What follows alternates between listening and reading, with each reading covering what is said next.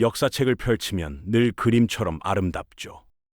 황금빛 드레스를 입은 귀부인, 빛나는 갑옷의 기사들. 근데 그 화려함 뒤에 감춰진 진짜 현실, 아무도 말 안 해줬거든요.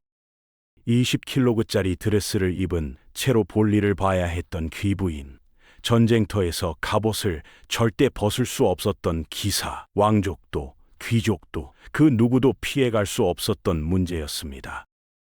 창밖으로 우물이 쏟아지고 도시 전체가 악취로 뒤덮였던 그 시절, 오늘날 우리가 당연하게 누리는 것들이 사실은 수백 년에 걸친 처절한 생존의 결과물이었거든요. 지금부터 역사가 조용히 감춰온 그 불편한 진실을 파헤쳐 보겠습니다.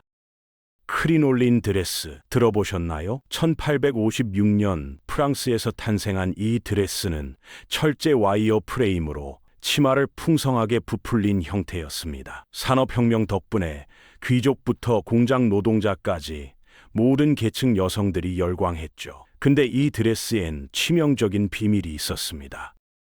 1858년 런던, 한 여성이 화로 옆을 지나치는 순간 치맛자락에 불씨가 옮겨붙었습니다. 수십 미터 천과 그 사이 공기층이 순식간에 거대한 화염으로 변했고 철제 프레임이 몸을 감싸고 있으니 탈출은 불가능했죠. 그 자리에서 그대로 불타 죽고 말았습니다.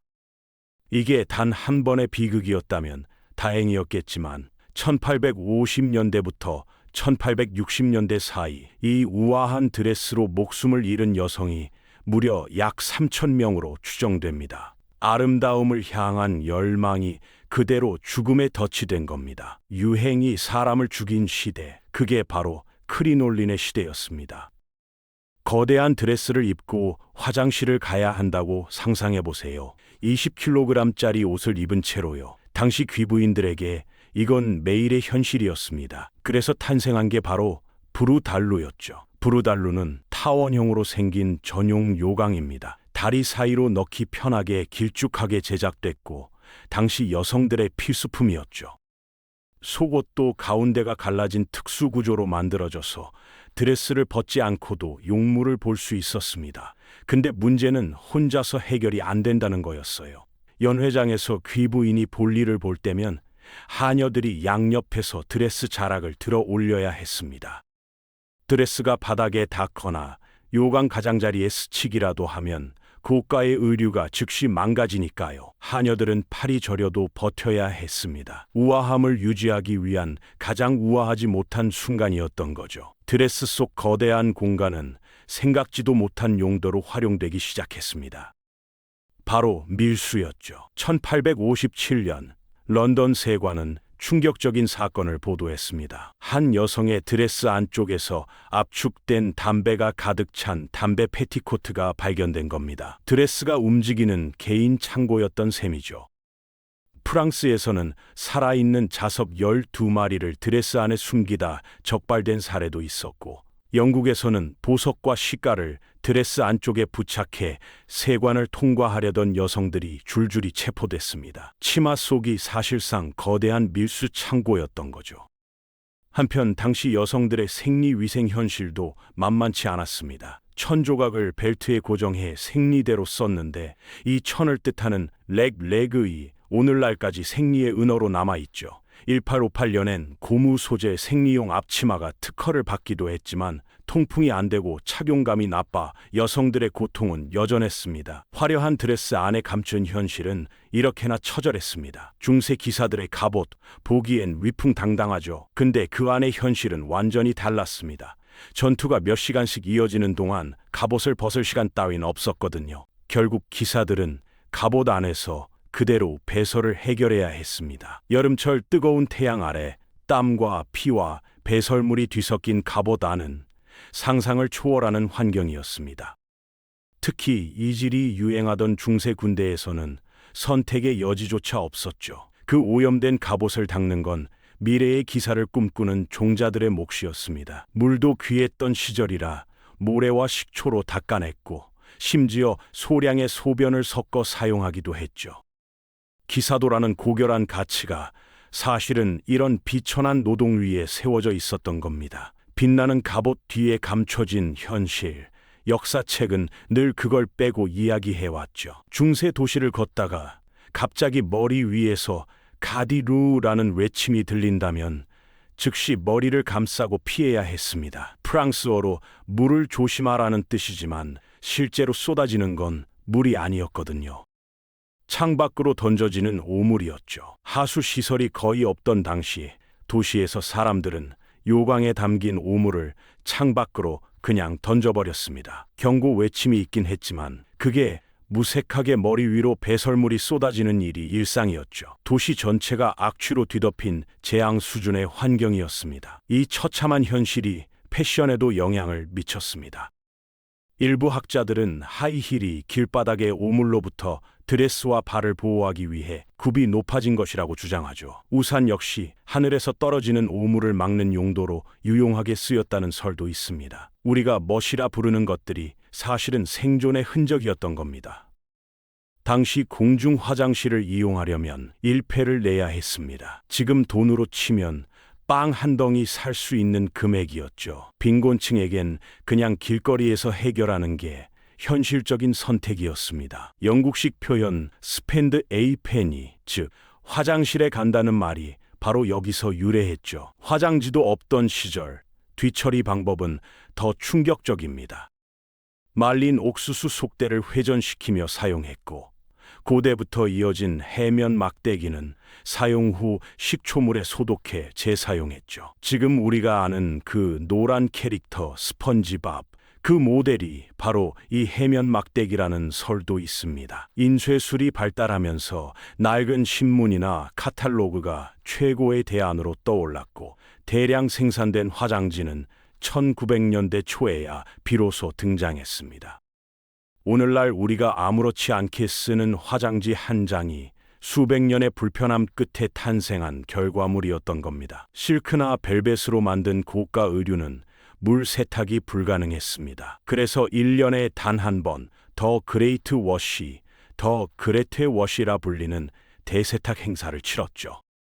나머지 364일은 어떻게 했냐고요? 활석가루를 뿌려 기름과 냄새를 흡착시킨 뒤 브러쉬로 털어내는 방식으로 버텼습니다. 향수로 현실을 덮는 거죠. 옷을 보관할 때도 마찬가지였습니다. 암모니아 가스나 삼나무 옷장을 활용해 나방과 진드기로부터 옷을 보호했죠. 옷 자체가 워낙 귀했기 때문에 해질 때까지, 아니 악취로 더 이상 입을 수 없을 때까지 계속 착용하는 게 일반적이었습니다.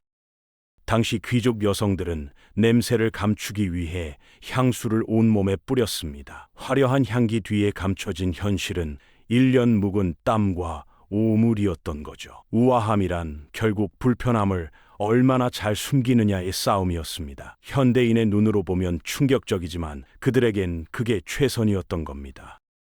중세성 외벽에는 독특한 구조물이 튀어나와 있었습니다. 30m 높이에서 오물을 수직으로 낙하시키는 돌출형 화장실, 가더로브였죠. 귀족들은 이 화장실 근처에 옷을 보관했는데 암모니아 가스가 옷에 붙은 이를 죽이는 살충 효과가 있다고 믿었기 때문입니다. 화장실이 옷장 역할을 겸했던 셈이죠. 근데 이 가더로브가 역사를 바꾼 사건이 있었습니다. 1204년 난공불락으로 불리던 샤토 가이아르 성이 함락된 겁니다. 적군이 성벽을 넘은 게 아니었어요. 화장실 구멍을 통해 기어 올라온 거였죠. 수십 미터 오물 통로를 기어오른 병사들에게 성은 속수무책으로 뚫렸습니다. 암살자들도 이 방법을 활용했습니다. 더러운 불로를 타고 올라가 용변을 보던 무방비 상태의 귀족을 창으로 찔러 살해하는 방식이었죠. 고결한 신분의 귀족이 가장 원초적인 순간에 맞이하는 죽음. 당대 사회에서 이보다 더 수치스러운 최후는 없었습니다. 영국 왕실에는 독특한 직책이 하나 있었습니다.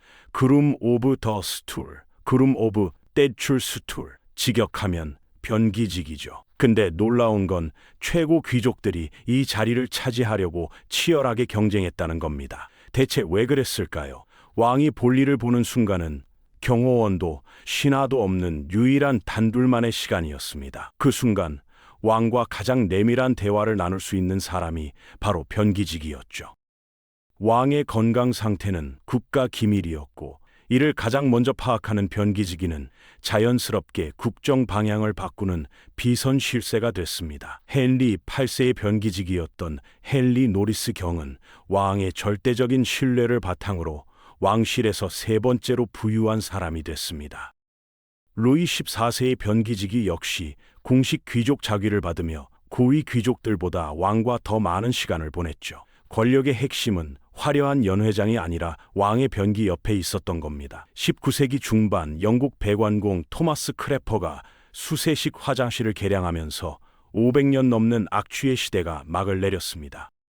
물을 내려 오물을 씻어내는 단순한 아이디어 하나가 향수로 현실을 덮어야 했던 고통스러운 우아함을 단번에 무너뜨린 거죠. 오늘 우리가 당연하게 누리는 쾌적한 위생 시스템은 그냥 생겨난 게 아닙니다. 수많은 세대가 겪은 불편함과 시련을 극복하며 만들어낸 소중한 성취입니다. 하이힐도, 우산도, 웨딩드레스의 실루엣도 사실은 과거 위생 재앙에 대한 기술적 적응의 산물이었죠. 우리가 멋이라 부르는 것들이 생존의 흔적에서 출발했다는 게 흥미롭지 않나요? 역사는 박제된 기록이 아닙니다. 우리와 똑같은 사람들이 더 나은 삶을 위해 고민하고 버티며 살아 숨쉬던 이야기죠. 그 이야기를 제대로 들여다볼 때 비로소 역사는 살아있는 교훈이 됩니다. 화려한 드레스 뒤엔 부르달루가 있었고, 빛나는 갑옷 뒤엔 우물이 있었습니다. 역사는 늘 우리가 상상하는 것보다 훨씬 더 생생하고 지저분했죠. 하지만 인류는 그 속에서도 포기하지 않았습니다. 오늘 우리가 아무렇지 않게 쓰는 부드러운 화장지 한 장, 옛날 여왕님들이 누렸던 보석보다 더 큰 축복일지 모릅니다. 더럽지만 흥미로운 이 이야기들이 결국 오늘의 우리를 만들어 온 겁니다.